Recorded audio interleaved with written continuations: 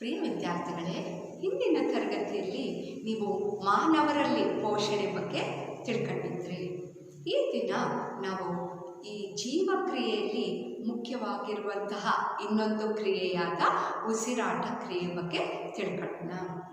ಈಗ ಈ ಪೋಷಣೆಯ ಪ್ರಕ್ರಿಯೆಯಲ್ಲಿ ಈ ಆಹಾರವನ್ನು ತೆಗೆದುಕೊಂಡಂತಹ ಅಥವಾ ಈ ಆಹಾರ ಪದಾರ್ಥಗಳನ್ನು ಈ ವಿವಿಧ ಜೀವಕ್ರಿಯೆಗಳಿಗೆ ಶಕ್ತಿಯನ್ನು ಒದಗಿಸಲು ಜೀವಕೋಶಗಳಲ್ಲಿ ಬಳಕೆ ಆಗುತ್ತೆ.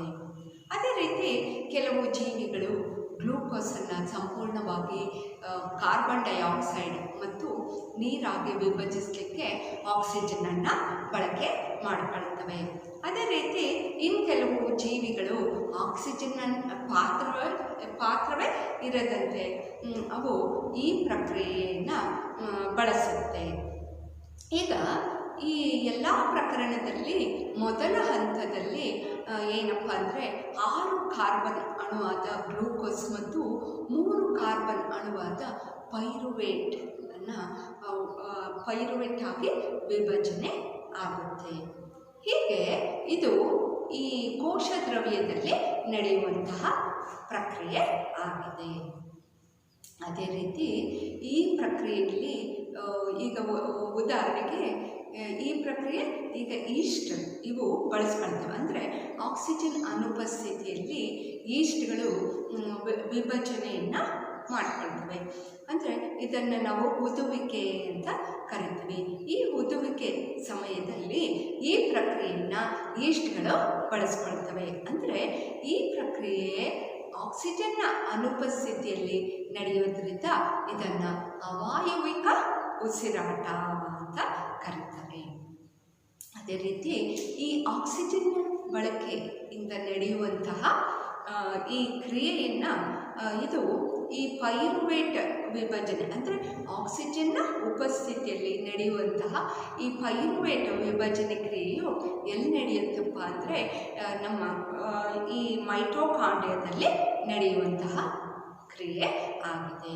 ಅದೇ ರೀತಿ ಇಲ್ಲಿನೂ ಅಷ್ಟೇ 3 ಈ ಪೈರುವೇಟ್ ಈ ಪ್ರಕ್ರಿಯೆಯಲ್ಲೂ ಅಷ್ಟೇ 3 ಕಾರ್ಬನ್ನ ಪೈರುವೇಟ್ ಅಣುವನ್ನು ಹಾಗೆ ವಿಭಜಿಸಿಬಿಟ್ಟು ಕಾರ್ಬನ್ ಡೈಆಕ್ಸೈಡ್ ಅಣುವು ಉಂಟಾಗುತ್ತೆ.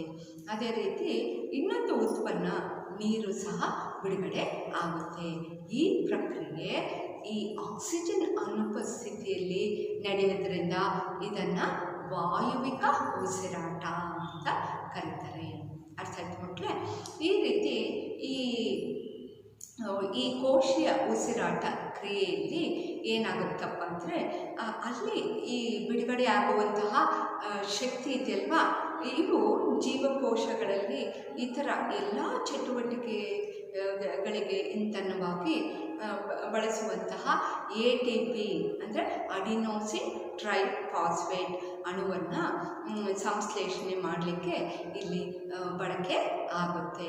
ಜೊತೆಗೆ ಈ ATP ಬಹುತೇಕ ಈ ಎಲ್ಲ ಕೋಶೀಯ ಚಟುವಟಿಕೆಗಳಿಗೆ ಶಕ್ತಿಯ ಆಧಾರ ಆಗಿದೆ.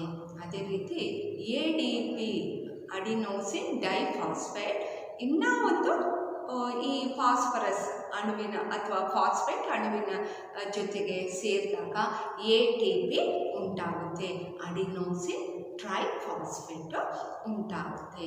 ಸೊ ಈ ರೀತಿ ಈ ಮೈಟೋಕಾಂಡ್ರಿಯಾದಲ್ಲಿ ಬಿಡುಗಡೆ ಆಗುವಂತಹ ಶಕ್ತಿ ATP ರೂಪದಲ್ಲಿ ಎಲ್ಲ ಜೀವಕೋಶಗಳಿಗೂ ಒದಗಿಸಲ್ಪಡುತ್ತೆ. ಅದೇ ರೀತಿ ಇಲ್ಲಿ ಒಂದು ಫ್ಲೋ ಚಾರ್ಟ್ ಇದೆ ಅಂದರೆ ಈಗ ಮೊದಲ ಹಂತದಲ್ಲಿ ಗ್ಲೂಕೋಸ್ ವಿಭಜನೆ ಆಗುವಂಥದ್ದು 6 ಕಾರ್ಬನ್ನ ಗ್ಲೂಕೋಸ್ನ 6 ಕಾರ್ಬನ್ನ ಅಣುಗಳು. ಇದು ಎಲ್ಲಿ ನಡೆಯುತ್ತೆ ಅಂದರೆ ಮೊದಲ ಹಂತದಲ್ಲಿ ಕೋಶ ದ್ರವ್ಯದಲ್ಲಿ ನಡೆಯುತ್ತೆ. 3 ಕಾರ್ಬನ್ ಅಣುವಾದ ಪೈರುವೇಟ್ ಮತ್ತು ಶಕ್ತಿ ಬಿಡುಗಡೆ ಆಗುತ್ತೆ. ಅದೇ ರೀತಿ ಈ ಆಕ್ಸಿಜನ್ ಅನುಪಸ್ಥಿತಿಯಲ್ಲಿ ನಡೆದಾಗ ಅಂದರೆ ಆಕ್ಸಿಜನ್ ಇಲ್ಲದೆ ಇರುವಂತಹ ಸ್ಥಿತಿಗೆ ಅಂದರೆ ಅನುಪಸ್ಥಿತಿ ಅಂದರೆ ಇದು ಈ ಅವಾಯುವಿಕ ಉಸಿರಾಟ ಕ್ರಿಯೆ. ಇದು ಎಲ್ಲಿ ಅಂದರೆ ಈ ಈಸ್ಟ್ಗಳಲ್ಲಿ, ಸಾಮಾನ್ಯವಾಗಿ ಈಸ್ಟ್ಗಳಲ್ಲಿ ನಡೆಯುತ್ತೆ. ಇಲ್ಲಿ ಎಥೆನಾಲ್ ಮತ್ತು ಕಾರ್ಬನ್ ಡೈಆಕ್ಸೈಡ್ ಮತ್ತು ಶಕ್ತಿ ಬಿಡುಗಡೆ ಆಗುತ್ತೆ. ಸೊ ಎಥೆನಾಲ್ 2 ಕಾರ್ಬನ್ನ ಅಣುವನ್ನು ಹೊಂದಿರುತ್ತೆ.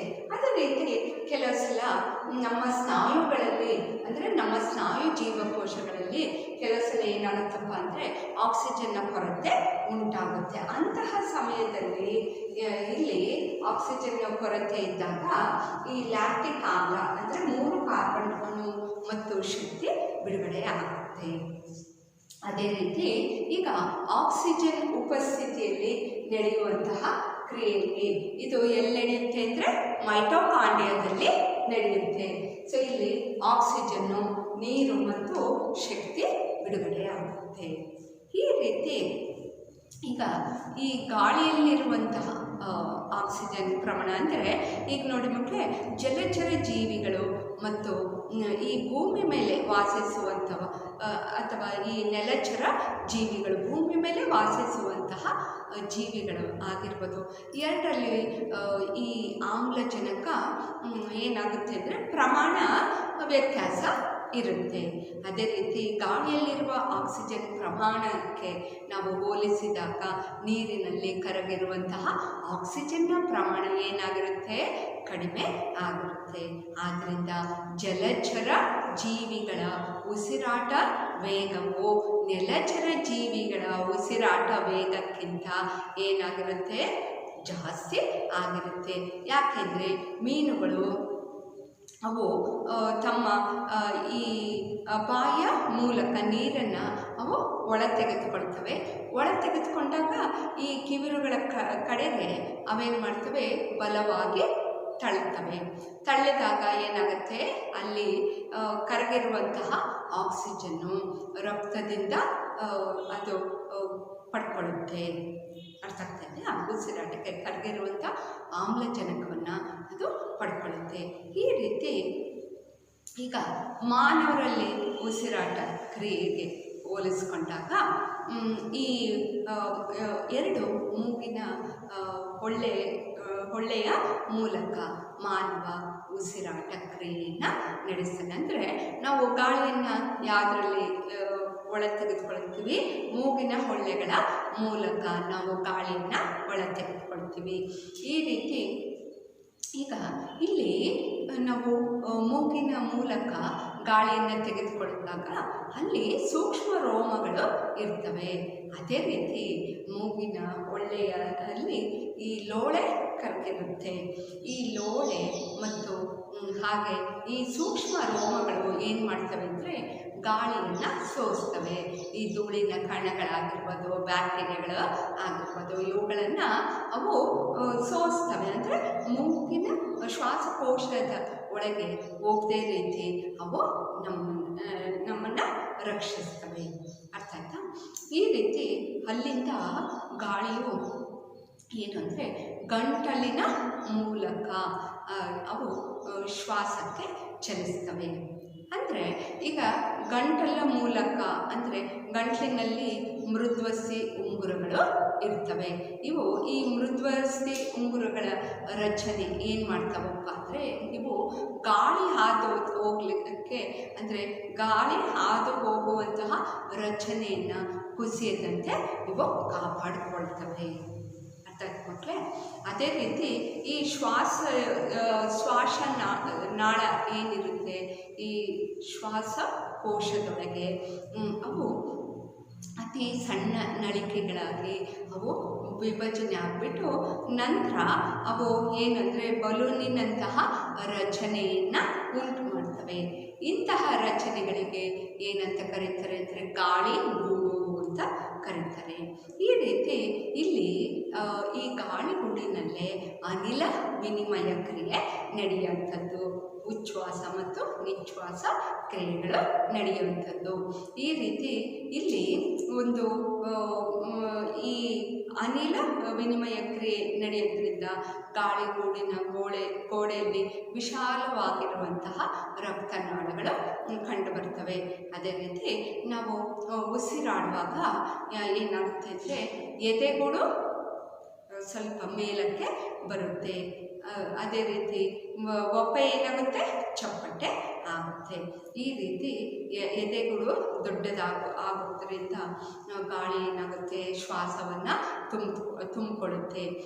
ಅದೇ ರೀತಿ ಈ ರೀತಿ ಈ ರಕ್ತವು ಇತರ ಭಾಗಗಳಿಂದ ಆಕ್ಸಿಜನ್ ಜೊತೆಗೆ ಇತರ ಭಾಗಗಳಿಗೆ ಆಕ್ಸಿಜನ್ ಕೊಂಡೊಯ್ಯುತ್ತೆ. ಜೊತೆಗೆ ಈ ಇತರ ಭಾಗಗಳಿಂದನೂ ಸಹ ಈ ಕಾರ್ಬನ್ ಡೈಆಕ್ಸೈಡನ್ನು ಗಾಳಿಗಳಿಗೆ ರಕ್ತವು ಬಿಡುಗಡೆ ಮಾಡುತ್ತೆ. ಅದೇ ರೀತಿ ಈ ಆಲ್ವಿಯೋಲಾರ್ ಇವು ಗಾಳಿಯಲ್ಲಿ ಇರುವಂತಹ ಆಕ್ಸಿಜನನ್ನು ದೇಹದ ಎಲ್ಲ ಭಾಗಗಳಿಗೂ ಜೀವಕೋಶಗಳ ಮೂಲಕ, ಅಂದರೆ ಜೀವಕೋಶಗಳಿಗೆ ತಲುಪಿಸುತ್ತೆ, ರಕ್ತದ ಮೂಲಕ ಜೀವಕೋಶಗಳಿಗೆ ತಲುಪಿಸುತ್ತೆ. ಈಗ ಈ ಮನುಷ್ಯರಲ್ಲಿ ಹಿಮೋಗ್ಲೋಬಿನ್ ಅನ್ನುವಂತಹ ವರ್ಣಕ, ರಕ್ತದಲ್ಲಿ ವರ್ಣಕ ಇದೆ. ಈ ವರ್ಣಕ ಆಕ್ಸಿಜನನ್ನು ಸಾಗಿಸಲಿಕ್ಕೆ ಸಹಾಯವನ್ನು ಮಾಡುತ್ತೆ. ಸೊ ರಕ್ತದಲ್ಲಿ ಪ್ಲಾಸ್ಮಾ ಇರುತ್ತೆ. ಈ ಪ್ಲಾಸ್ಮಾ ಆಕ್ಸಿಜನನ್ನು ಅದು ಕೊಂಡೊಯ್ಯುತ್ತೆ. ಸೊ ಆದ್ದರಿಂದ ಮಕ್ಕಳೇ, ನಾವೆಲ್ಲ ನಿಮಗೆ ಈಗಾಗಲೇ ಗೊತ್ತಿದ್ದಂಗೆ ಈ ಧೂಮಪಾನ ಆರೋಗ್ಯಕ್ಕೆ ಹಾನಿಕರ.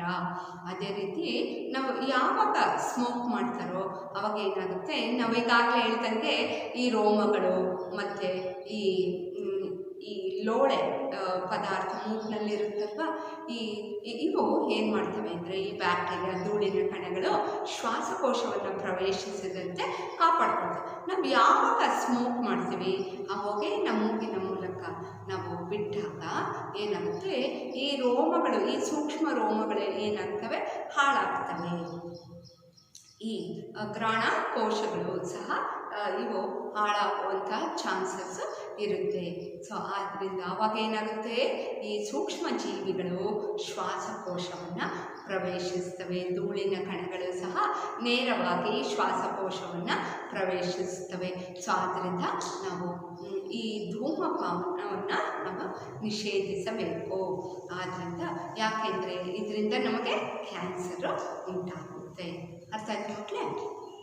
ಸೊ ಈ ರೀತಿ ನಾವು ಅಂದರೆ ಉಸಿರಾಟ ಕ್ರಿಯೆ, ಈ ದಿನ ನೀವು ಉಸಿರಾಟ ಕ್ರಿಯೆ ಅಂದರೆ ಏನು, ವಾಯುವಿಕ ಮತ್ತು ಅವಾಯುವಿಕ ಉಸಿರಾಟ ಕ್ರಿಯೆ ಅಂದರೆ ಏನು, ಆಮೇಲೆ ಈ ಉಸಿರಾಟ ಕ್ರಿಯೆ ಎಷ್ಟು ಮುಖ್ಯ ಅನ್ನೋದ್ರ ಬಗ್ಗೆ ನೀವು ತಿಳ್ಕೊಂಡ್ರಿ. ಅರ್ಥ ಆಯ್ತು ಮಕ್ಕಳೇ? ನಮಸ್ಕಾರ.